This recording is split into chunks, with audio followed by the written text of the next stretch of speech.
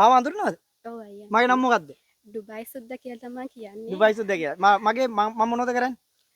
තරුණයන් රට යවනවා. තරුණයන් රට යවනවා. මං ආවා දඹුල්ල පැත්තේ මේ ඒ කඩේකට එනගම් පාරේ නැවැත්තුව වහනේ මේ දවස්වල සල්ලි බෙදන්න ආවා දඹුල්ලට කුරුණෑගලට සල්ලි බෙදන්න ආවා.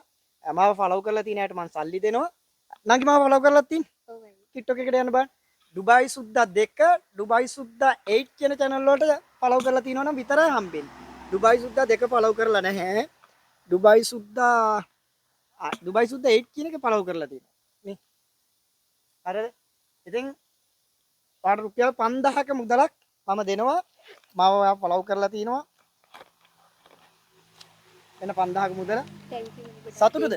ඔව් ගොඩක් සතුටුයි. ගොඩක් සතුටුයි.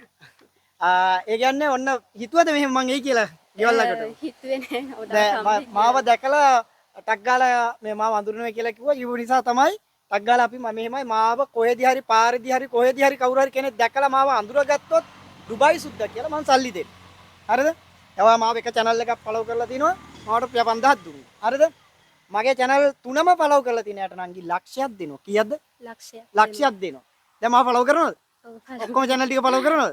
ආයි මේ කඩේ ගාවින් එනවා දැක්කොත් ඔයාලට ලක්ෂයක් දිනා ගන්න පුළුවන්. හරිද? මේ දව වයස කීයද? මට වයස 25යි. 25. නම මොකද්ද?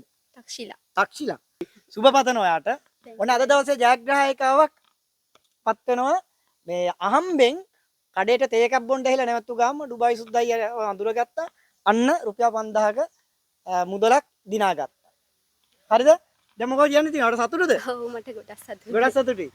හරි එනවා. ආයෙම හම්බෙච්ච එක ගොඩක් සතුටුයි. සතුටුයි නේ?